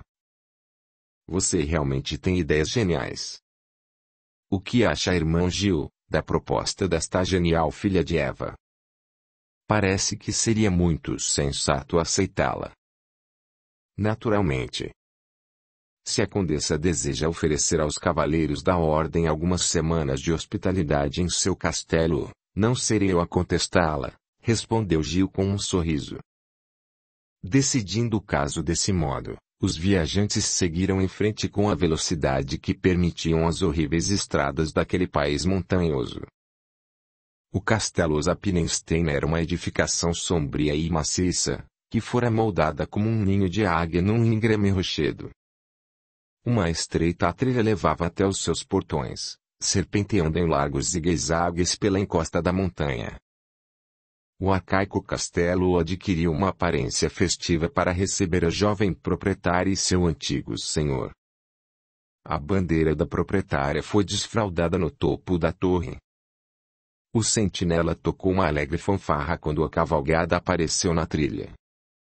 Os camponeses vizinhos, atraídos pelo toque do clarim, reuniram-se à beira da estrada e com alegres gritos saudavam os recém-chegados. Elisa mandou distribuir entre eles moedas de cobre e prata. Além disso, decidiu visitar a aldeia e, na medida do possível, amenizar as necessidades que porventura encontrasse por lá. A ponte levadiça baixou. Todos os habitantes do castelo reuniram-se no paço principal. O velho castelão recebeu Elisa e o pai com o tradicional pão e sal e, com lágrimas de alegria, beijou a mão do cavaleiro. Aceitando o buquê de flores oferecido pela filha do castelão, Elisa entrou no castelo o que, no primeiro instante, causou-lhe muito má impressão. Acostumada ao luxo principesco dos palácios venezianos, com suas altas e amplas salas, paredes cobertas de afrescos e valioso mármore, com seus pisos de mosaicos e escadarias monumentais, parecia que entrava num calabouço, enquanto subia pela estreita e íngreme escadaria que levava ao primeiro andar. Sim, aquilo era um verdadeiro calabouço, com salas de teto baixo fracamente iluminadas por janelas estreitas como seteiras profundamente entalhadas nas paredes de extraordinária espessura. O revestimento de carvalho enegrecido fazia tudo aquilo parecer ainda mais sombrio. No primeiro momento, Elisa ficou mal impressionada, mas dominou energicamente aquela impressão por respeito ao pai, especialmente quando notou a emoção dele. Realmente, milhares de lembranças dominaram Ervin ao rever as salas onde ele foi feliz com sua jovem esposa e de onde saiu puro e honrado para vestir a túnica branca, que depois manchou tão criminosamente. Mandando que conduzissem a ele e a Gil a uma ala do castelo separada dos aposentos destinados a Elisa, o cavaleiro retirou-se para o seu quarto. Sentia uma premente necessidade de ficar sozinho com seus pensamentos e suas recordações. Gil também se retirou discretamente. Sentindo a chegada do mau humor, ele também ansiava ficar só e pediu permissão para jantar no próprio quarto. Abandonada pelos dois cavaleiros, Elisa foi para os seus aposentos, que eram exatamente os cômodos ocupados outrora por sua mãe e que haviam sido decorados por ela com objetos raros e valiosos, trazidos da Itália. Mesmo assim, quando a moça viu a mobília simples e maciça, as tapeçarias que cobriam as paredes e as comparou com o luxo oriental com que Fulvia cercara, foi tomada por uma sensação tão desagradável que lágrimas surgiram em seus olhos. As camareiras italianas e o pequeno pajem Lorenzino estavam tão desesperados quanto a sua jovem senhora. Todos foram dormir desolados e irritados. Elisa, mais uma vez, jurou que jamais faria as pazes com a Raimonde, inclusive para ter a oportunidade de voltar a Veneza. Por nada no mundo ficaria morando naqueles horríveis castelos perdidos nas montanhas. Apesar do mau humor, os dias que se seguiram dissiparam os preconceitos de Elisa contra a Zappenstein. O panorama que se descortinava da sua janela era tão maravilhoso e grandioso que a deixava embevecida. Os simples e bondosos criados, rivalizando no esforço de servi-la, rapidamente adquiriram a atenção da moça e suas excursões aos arredores do castelo proporcionavam-lhe uma diversão completamente nova. Gil sempre a acompanhava nos passeios. Juntos, eles visitavam as aldeias, distribuindo esmolas e tratando doentes, pois ambos tinham um certo conhecimento de medicina. Pequenos acontecimentos durante tais excursões forneciam-lhe um inestimável material para conversas. Durante 2 semanas, Elisa e Gil foram entregues à própria sorte. Finsterbach estava adoentado e não saía do quarto. O ferimento que recebeu na Palestina causava-lhe periodicamente terríveis dores de cabeça e, dessa vez, as dores foram mais fortes que de costume. Nem Ervin, nem os jovens perceberam que entre eles estabeleceram-se relações de amizade e intimidade completamente novas. Os passeios a cavalo e a pé provocavam muitas familiaridades. A presença de Lorenzino e do velho soldado que sempre os acompanhavam em nada constrangia suas conversas e as amabilidades, por direito, pertencentes ao cavaleiro. Elisa nem percebia como seu coração disparava e as faces enrubesciam quando ela punha o seu pezinho nas mãos de Gil ou quando os fortes braços dele atiravam como a uma pluma da sela, enquanto o olhar flamejante do cavaleiro penetrava em seus olhos. Nada provocava a desconfiança dela. Baesimon era tão calmo, alegre, despreocupado e reservado que Elisa não suspeitava de algum perigo. Nenhuma palavra, nenhum olhar revelavam a ela o amor do rapaz, e o tratamento cortês com as damas era, na época, um costume tão comum que qualquer homem de origem nobre, mesmo um templário, tinha direito incontestável a isso. As tardes passavam não menos alegres. Gil cantava e tocava com inesgotável amabilidade. Quando, em vez de um hino sacro ou uma canção folclórica, o jovem templário cantou pela primeira vez uma área de amor, Elisa ficou encantada, encarando aquela atitude como uma prova da versatilidade do seu talento. A moça pareceu esquecer Raymond. Alguns dias depois da sua chegada, Erwin levantou informações sobre o castelo Riefenstein e ficou sabendo que Wolfram estava na corte há alguns meses e que, por enquanto, não havia nenhuma notícia do jovem conde. Certa vez, um dos mordomos do castelo foi a Brixen fazer compras e voltou trazendo a notícia do assassinato de Arnulf, que tinha acontecido há uma semana e que agitara o país inteiro. Sentindo-se melhor, Finsterbach expressou a vontade de ir ao enterro do cavaleiro, mas Elisa dissuadiu-o daquela ideia. A tal ponto era-lhe asqueroso qualquer contato com a condessa Ana, especialmente na ausência de Wolfram. A moça lamentou o fim trágico do cavaleiro Ried, mas de modo puramente oficial. Já Finsterbach tinha negócios demais a tratar para ficar insistindo naquela viagem. Por isso, assim que melhorou, Erwin partiu para o posto de comando distante, onde residiam os irmãos cavaleiros vítimas do incêndio, e levou Gil consigo. A partir daquele dia, frequentemente os cavaleiros deixavam o castelo por prazos de tempo relativamente longos.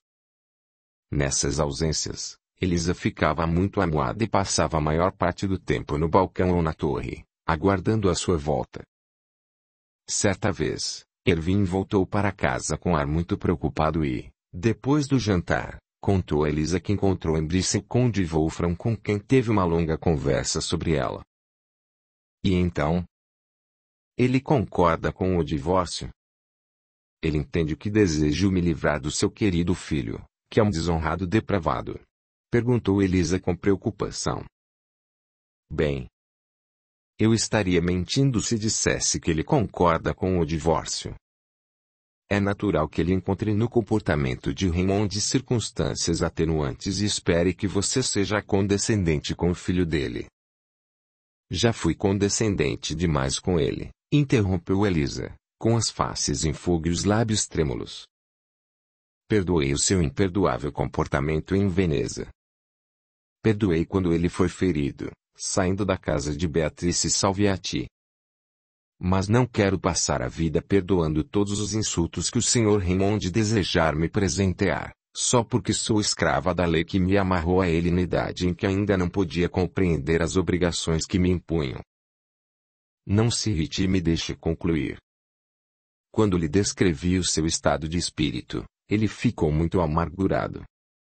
Mesmo assim, prometeu usar de toda a sua influência sobre Raymond para obrigá-lo a conceder-lhe a liberdade, se percebesse ser impossível qualquer acordo entre vocês. Compreendo.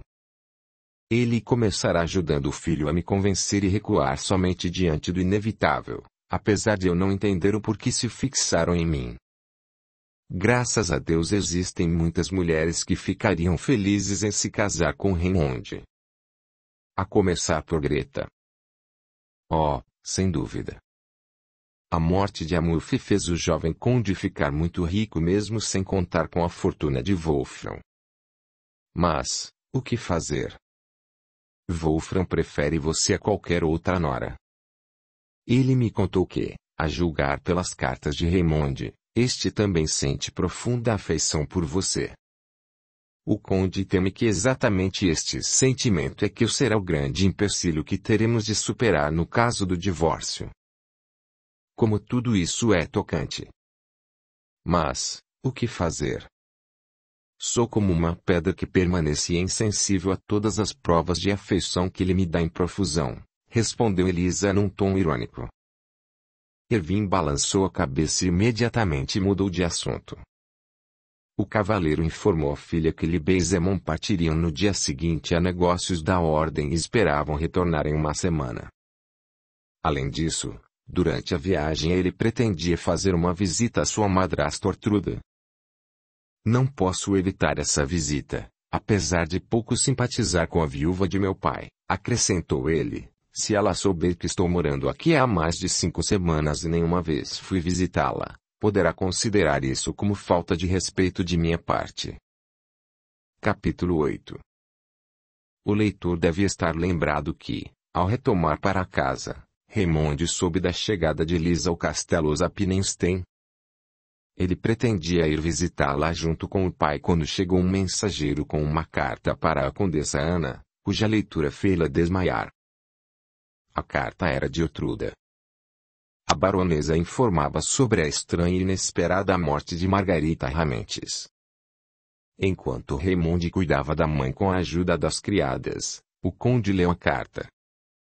Ele também ficou muito chocado e estarrecido, apesar de jamais ter sentido qualquer simpatia por Greta. Mas ela tinha crescido sob o seu teto e ele decidiu ir imediatamente ao castelo Finsterbach com a esposa e o filho. Raymond também ficou muito surpreso e desolado com a morte prematura de sua amiga de infância. Apesar da grande vontade de rever a esposa, o rapaz prontificou-se a acompanhar o pai. Já a condessa, ao recuperar-se do desmaio, sentia-se tão mal que foi obrigada a ir deitar-se. Por isso, os condes foram em 2. Mesmo com extrema pressa, eles chegaram a Finsterbach só às 3 horas da tarde. O paço principal estava apinhado de pessoas e de cavalos. O vigia da ponte levadiça informou a Wolfram que se encontravam no local autoridades que tinham sido informadas na véspera e que, provavelmente, já teriam terminado o interrogatório dos moradores do castelo.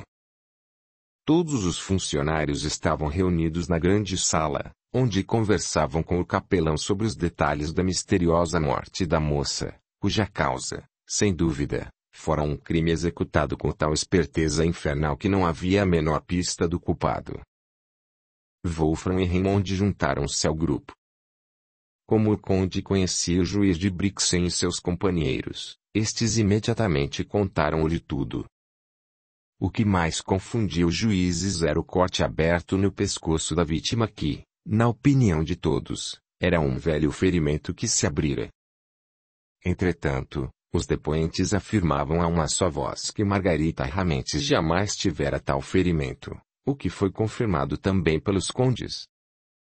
Em seguida, Wolfram soube que o corpo da moça fora levado para a capela e que a baronesa, completamente debilitada pela emoção e pelas lágrimas, recolhera-se aos seus aposentos. Deixando o pai conversando, Raymond dirigiu-se à capela. O que ficou sabendo da morte de Greta deixou-o profundamente abalado e ansiava por ver os restos mortais daquela que ele sabia que o amava profundamente. No centro da capela estava colocado um catafalco preto, sobre o qual repousava o corpo. Algumas mulheres, cobertas de lágrimas, arrumavam as dobras do vestido e enfeitavam de flores a cabeça e o peito da falecida. O monge do mosteiro vizinho acendia as velas nos grandes candelabros que seriam colocados na cabeceira e nos pés do catafalco. Ao ver o jovem conde, as criadas respeitosamente abriram passagem. Muito emocionado, Raymond subiu os degraus do catafalco e, inclinando-se sobre a falecida, começou a olhá-la com um misto de compaixão e de curiosidade. Margarita estava vestida de branco, como uma noiva. A palidez opaca do corpo dava-lhe a aparência de estátua de marfim.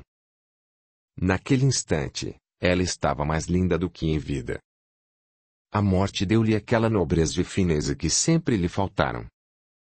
Junto com o grosseiro e vulgar frescor, desapareceu também aquele ar maldoso e sensual, dando lugar a uma expressão de grandiosa paz e a um misterioso sorriso com que a grande libertadora, a morte, marca a moradia corporal abandonada pelo seu dono imortal, o espírito, para atravessar a terrível soleira do mundo do além. Raymond jamais amou Greta, mas nunca antes sentiu tanta simpatia por ela como naquele instante. Todo o passado reviveu dentro dele e diante de seus olhos passou todo o paraíso da casta infância com suas inocentes alegrias que a falecida dividiu com ele. O vestido de Margarita, aberto no pescoço, permitia ver o grande ferimento que lhe cortou as artérias da garganta. Raymond olhou horrorizado para aquele estranho corte. Depois, ajoelhou-se e orou com fervor pela alma de sua amiga de infância. Em seguida, beijou a mão da falecida e afastou-se para não atrapalhar os últimos preparativos para a missa fúnebre. Quando retomou a sala, encontrou o pai parado junto à janela conversando com um cavaleiro templário que supôs ser o pai de Elisa. Surpreso e embaraçado, Raymond parou, mas o conde, que o aguardava, fez-lhe um sinal para aproximar-se. O rapaz empalideceu e obedeceu meio contrariado. Permita-me apresentar-lhe Ervin, seu sogro. O jovem volúvel retornou finalmente da Palestina. Espero que você perdoe-lhe os erros e não se negue em ajudá-lo diante de uma severa juíza, disse Wolfram alegremente com a leve zombaria. Raymond ficou muito vermelho e cumprimentou Ervin. O templário dirigiu-lhe um olhar penetrante e atento, mas, apesar do preconceito, o jovem conde causou-lhe boa impressão. Sua boa aparência lembrava o pai. Naquele instante, os grandes olhos escuros refletiam vergonha, remorso e inocente embaraço. Evidentemente, ele era um cabeça de vento despreocupado e explosivo, mas não um criminoso como considerava Elisa. Audiolivro realizado pelo canal Surya Chand Audiobook. Ervin sorriu, estendeu-lhe a mão e disse amigavelmente: Bem-vindo, meu caro filho. Pode contar com a minha inteira indulgência. Mas, o que deseja não depende de mim. Você precisa acertar tudo com Elisa.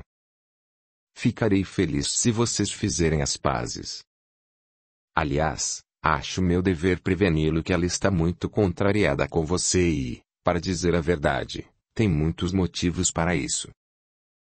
Não nego os meus erros, mas quero tentar repará-los, justificou Raymond com voz baixa. Em seguida, após um instante de silêncio, acrescentou: Gostaria de me entender com Elisa o mais breve possível. Pretendia ir, ainda hoje, a Zapinenstein com meu pai, mas a inesperada notícia da morte de Greta mudou todos os nossos planos. É fácil resolver essa questão. Devo voltar hoje mesmo para Zapinenstein e proponho que me acompanhe. Logo após a cerimônia fúnebre, me despeço de Ortrude e podemos partir. Naquele instante, a madrasta de Ervin entrou na sala e, com isso, encerrou a conversa. Trajada de luto, com um longo véu negro, ela parecia ainda mais pálida e desolada. Finsterbach ficou estarrecido ao ver como ela tinha envelhecido e mudado. Ortruda recebeu o seu enteado com um carinho que jamais demonstrou antes. Ela perguntou por Elisa e convidou Ervin a ir junto com ela ao enterro de Greta, cujo corpo seria trasladado para o mosteiro próximo, onde estavam sepultados os seus pais. Finsterbach prometeu que traria Elisa. Após uma curta conversa com os dois condes sobre o retomo de Raymond e o triste acontecimento do dia, todos se dirigiram à capela para a cerimônia fúnebre. Uriel e a irmã não foram ao velório. Melchior alegou estar adoentado, enquanto Maaca Madalena encontrava-se em tal estado nervoso, provocado pelas lágrimas e pela emoção do interrogatório a que fora submetida junto com todos, que o velho médico teve de administrar-lhe gotas de calmante e prescrever repouso absoluto. Depois da missa, Ortruda ofereceu uma refeição aos cavaleiros. Em seguida, Ervin declarou que estava na hora de partirem para chegar a Zappenstein a tempo de descansar e permitir a Elisa preparar-se para o enterro. Despedindo-se da baronesa, os 3 cavaleiros e o cortejo dirigiram-se rapidamente ao castelo Zappenstein. Com o pai e Gil ausentes, Elisa passou uma semana terrivelmente entediada. Acostumada à vida animada, luxuosa e mundana de Veneza, a jovem condessa sentia-se muito só naquele velho ninho feudal, onde seu tédio era amainado apenas pela presença do pai, principalmente, de Gil. Dessa vez, entretanto, teve uma inesperada alegria. Chegou um mensageiro trazendo uma carta de Fúvio, na qual este informava que Barão Vart partiriam em alguns dias de Veneza para o Tiro e que logo que se instalassem no pequeno castelo de Vart ele iria visitá-la. O mesmo mensageiro deveria informar o castelão da chegada deles ao castelo ou do barão. No dia combinado, Elisa aguardava Ervin, ansiando informá-lo da boa novidade sobre a breve chegada dos amigos. Por isso, quando soou o clarim, a moça correu toda alegre para a grande escadaria, mas, em vez do pai, pela escada subiu Gil e, com os olhos brilhando, beijou a mão de Elisa. O jovem templário havia realizado sua missão tão rapidamente que, contrariando os cálculos de Finsterbach, voltou para casa antes dele. O dia passou alegremente. Gil divertia a jovem dona do castelo com contos humorísticos de sua viagem. Depois do almoço, ao qual fez as devidas honras, Gil pegou o seu alaúde. Isso é para matar o tempo até a chegada de Ervin, disse ele contente. O rapaz estava de muito bom humor. Elisa nunca o tinha visto tão alegre, despreocupado e espirituoso. Realmente, o inesperado encontro a sós com a moça encheu de alegria o coração do templário. Então, quando eles passaram para a pequena sala, o lugar preferido de Elisa, Gil estava muito feliz e sentia na alma uma paz que não experimentava há muitos anos. No início, Elisa ficou bordando, enquanto eles conversavam animadamente entre as canções que Gil interpretava a pedido da moça. Mas, aos poucos, o jovem templário foi ficando inspirado, como acontecia sempre que a genialidade musical assenhorava-se dele. As cordas do alaúde choravam ou soavam alegremente sob os seus dedos finos, e a voz sonora refletia fielmente os sentimentos que lhe perturbavam a alma. Naquele instante, Gil vagava num mundo fantástico criado por sua imaginação. Ele esqueceu-se da cruz púrpura que enfeitava seu peito e o privava de todas as alegrias mundanas. Seu pensamento criava um paraíso efêmeros, invocando lembranças do velho castelo onde nasceu e cresceu. Naquele paraíso, numa poltrona de madeira trabalhada, geralmente ocupada por sua mãe, estava agora sentada uma encantadora moça. No corpete dela havia o brasão azul claro dos Bezemon, no fino dedo brilhava uma aliança e as mechas negras dos seus cabelos traziam a coroa baronial que o seu irmão mais velho tinha o direito de colocar na cabeça de sua esposa. Ele imaginava-se dono de um castelo ou para onde acabara de retomar de uma caçada da guerra, e descansava junto à lareira de casa. O templário entregou-se inteiramente ao seu sonho. Seu olhar brilhante e fascinado estava dirigido para Elisa, que deixou o bordado no colo e o viu encantada. Ambos nem perceberam quando entrou o criado e acendeu as velas dos candelabros, pois já era fim de agosto e a sala escurecera rapidamente. Também não perceberam o som do clarim anunciando a chegada de um visitante, que não poderia ser outro senão Finsterbach. Era ele realmente quem havia chegado, acompanhado pelos dois condes. Ao saber que a filha estava na sala São João, Ervin decidiu levar os amigos até lá. Quando já estavam chegando, ouviram o canto e Wolfram, então, perguntou surpreso: "Você conhece o menestrel que está distraindo a sua filha? Como canta bem?" Ervin sorriu. "Não é um menestrel, mas um dos irmãos de nossa ordem que está me acompanhando.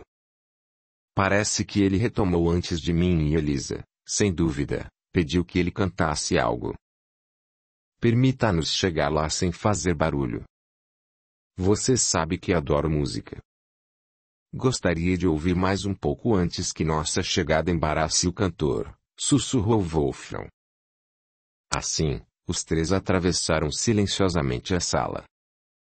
O conde levantou cuidadosamente o cortinado que tapava a porta. Raymond inclinou-se ansiosamente para a frente, por trás do ombro do pai e, ao primeiro olhar dirigido para o interior do quarto, um forte rubor cobriu suas faces e em seus olhos acendeu-se um fogo ameaçador.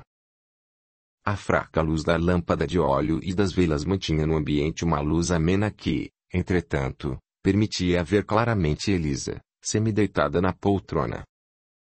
Suas pequenas mãos estavam cruzadas no colo e os olhos, dirigidos para o músico, pareciam adorar uma visão celestial. Elisa estava encantadora em sua graciosa e descuidada pose e em seu vestido branco de largas mangas ao corte moderno veneziano e lindos cabelos negros presos com um fino aro de ouro.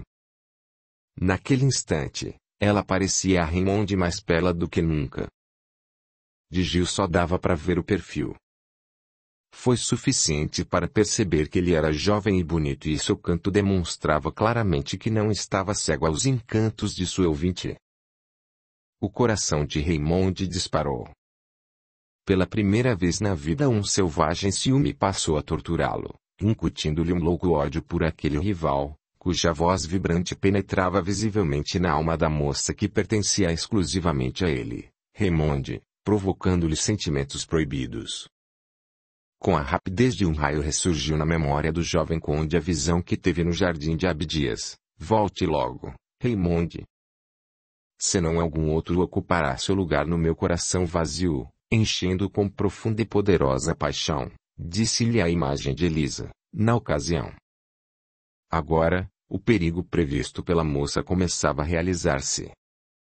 Aquele outro, que despertaria uma paixão na alma virginal de sua esposa, com certeza era o templário, presenteado pelo inferno com o poderosíssimo dom de subjugar corações com a celestial harmonia musical.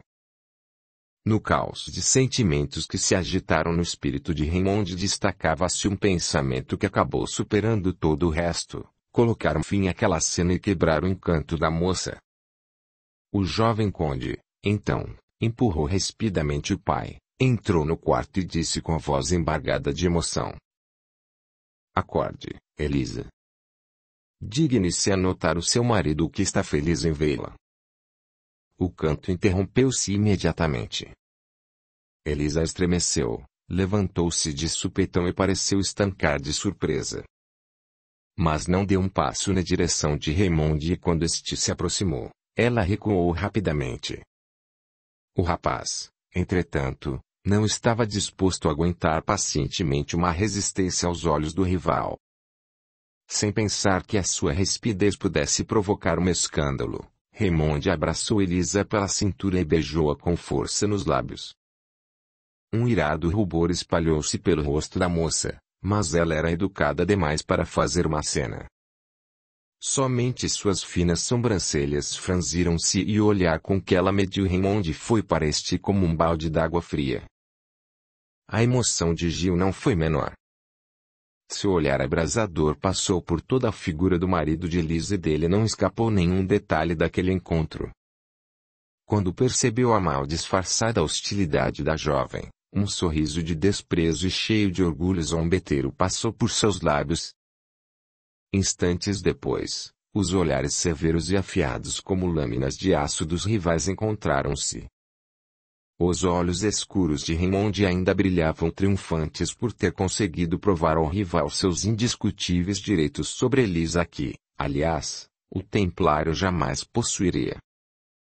Quanto a Gil, seu rosto pálido não revelou absolutamente nada dos sentimentos que o perturbavam. Seu olhar gelado e atento parecia simplesmente avaliar as próprias vantagens para manter a mulher que poderia facilmente escapar de Raymond apesar dos direitos deste. O que Raymond não percebeu, Elisa conseguiu captar, ou seja, a chama de ódio e sombrio ciúme que se acendeu nos olhos de Gil. Ela também entendeu a atitude do conde, provocada pelo ciúme.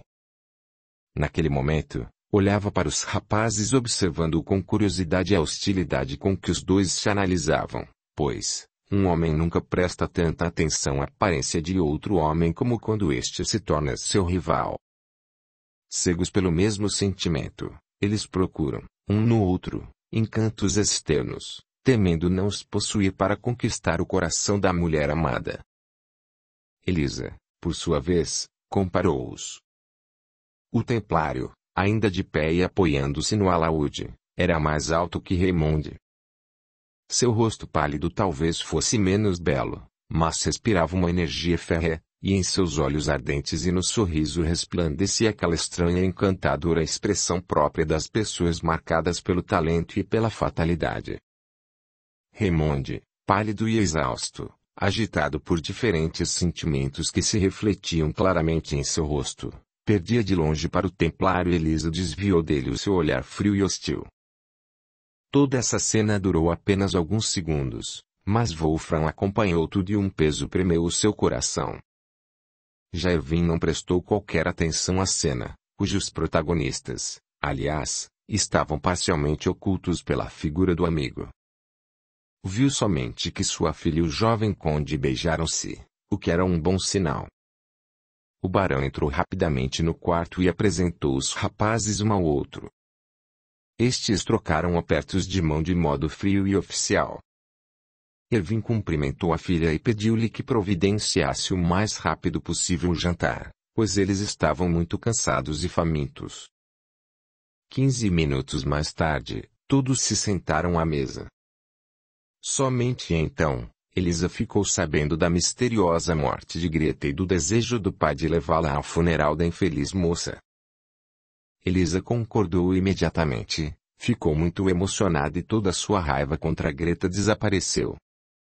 Diante da sepultura acabam todas as contas humanas e a sombra sangrenta que pairava sobre o fim de Greta Rametes era um castigo terrível demais pelos maus sentimentos que a falecida tinha por Elisa. Durante o jantar, a conversa girou exclusivamente em torno do trágico acontecimento. Após o jantar, Gil retirou-se discretamente. Ele entendia que a família precisava ficar a sós. Além disso, os sentimentos agitados, que mal conseguia conter, incitavam-no a procurar o isolamento. Elisa, por sua vez, não tinha o menor desejo de dar explicações imediatas. Ela também ansiava ficar sozinha para colocar em ordem o caos de pensamentos e sentimentos que lhe enchiam a mente e o coração. A chegada de Raymond, a morte de Greta, a descoberta de que Gil sentia ciúmes dela e, consequentemente, a amava, tudo isso caiu inesperadamente sobre a delicada jovem, conturbando seus nervos impressionáveis e enchendo a sua alma com um sentimento misto de tristeza e felicidade, acabando com a sua paz de espírito. Por causa disso, Elisa apressou-se em dizer que precisava retirar-se e providenciar os preparativos para o dia seguinte e o traje de luto. Ervin e Wolfram não contestaram, mas Raymond ficou muito vermelho. Você está com pressa demais para nos deixar, disse ele, aproximando-se da moça. Espero, entretanto, que nos conceda antes mais 15 minutos. Temos muito que conversar e muitas questões a acertar. Oh, não. Considero absolutamente supérflua essa conversa sós que exige de mim. Pela pouca pressa que revelou para retomar de Jerusalém, seria ridículo agora passar a noite numa conversa que pode muito bem ser adiada para amanhã, ainda mais depois de esperar tantos meses por isso, contestou severamente Elisa. Aliás, sei até o que vai me dizer, as mesmas inúteis mentiras sem propósito e sobre a obrigação que pesa sobre nós como correntes escravizadoras. Os laços estão quebrados. É impossível juntar aquilo que jamais esteve ligado. Portanto, chegou o momento de livrar-se desses laços. Raymonde ficou muito pálido, mas depois um forte rubor cobriu-lhe o rosto. Contendo-se visivelmente, respondeu com voz desolada. Você se engana ao achar que os laços que nos unem são frágeis. As correntes impostas pela Igreja não são fáceis de quebrar e, como estas não me pesam nada, você precisa ser sensato o suficiente para tratar com sentimentos mais cristãos e maior respeito às exigências de seu marido. Foi a vez de Elisa ficar vermelha de raiva. Medindo o esposo com um olhar de orgulho e desprezo, respondeu num tom irônico. Sua sinceridade me comove. Acredito plenamente que essas correntes não lhe pesam nada. Isso porque você as tira assim em que estas o impedem de divertir-se com alguma beldade, seja ela filha de taberneiro ou uma judia. Qualquer uma delas falha esquecer-se e afastar-se de mim, até o momento em que volta à sua cabeça a fantasia de que sou sua esposa, suficientemente bela para servir-lhe de passatempo até algum novo escândalo. Saiba, então, que cansei dessa humilhante situação. Cansei de ver você aparecer como um pesadelo na minha vida. Eu quero, você me entende? Eu quero a minha liberdade e exijo o divórcio. Eu não quero dá-lo a você. Quais são os seus motivos? Não estamos ligados por nenhuma obrigação. Não temos filhos e eu não desejo ser sua esposa. Está claro? Raymonde ficou calado por instantes. Esta última conclusão confundiu-o. Mas, logo ele dominou-se e riu com rouquidão. Pelo sangue de Cristo. Seria um milagre se você tivesse filhos. Em todo caso, posso jurar ao Santo Padre que você os terá. Quanto à clareza de suas palavras, estas não deixam nada a desejar. De minha parte, não quero ficar atrás e também declaro que nunca, você me entende? Nunca lhe darei o divórcio. Você é a Condessa Riefenstein e continuará sendo enquanto eu viver. Amanhã mesmo vou levá-la para o meu castelo. Fica a seu critério se vai voluntariamente ou à força, mas não suportarei deixá-la aqui mais um dia para que aquele maldito macaco, o Templário, faça perder completamente o juízo com o seu canto, concluiu Raymonde completamente fora de si. Toda a ira que retinha até aquele momento explodiu. A ideia de perder Elisa levava-o ao desespero. Nunca antes a moça foi para ele tão cara como naquele instante. A paciência de Elisa e o seu autocontrole também se esgotaram. Seu rosto ficou vermelho, os olhos faiscavam. Ela deu um passo na direção de Raymonde e exclamou com voz intermitente. Se ousar usar de violência comigo, jogo-me pela janela. Acha que sou como sua judia quem pode tratar com grosseria? Posso provar-lhe que tenho vontade própria. Pensa que a sua atitude grosseira diante do cavaleiro Beizemon vai incutir-me respeito por você? Pálido de fúria, Raymonde quis contestar, mas o pai impediu-o. Até então, Wolfram e Erwin ouviam calados a discussão entre os jovens, mas depois acharam necessário interferir. Raymonde, que vergonha falar nesse tom com Elisa. Não é com violência que se consegue conquistar o coração de uma mulher, exclamou o conde, pondo a mão no ombro do filho. Volte a si. Minha filha, você também está errada tratando tão severamente a pessoa cujo nome usa quem deveria tratar com respeito, por maiores que fossem os erros dele em relação a você, acrescentou Elvin, abraçando a filha e tentando acalmá-la. Não quero nem o seu nome e nem as suas ordens. Para completar a minha humilhação só me falta obedecê-lo.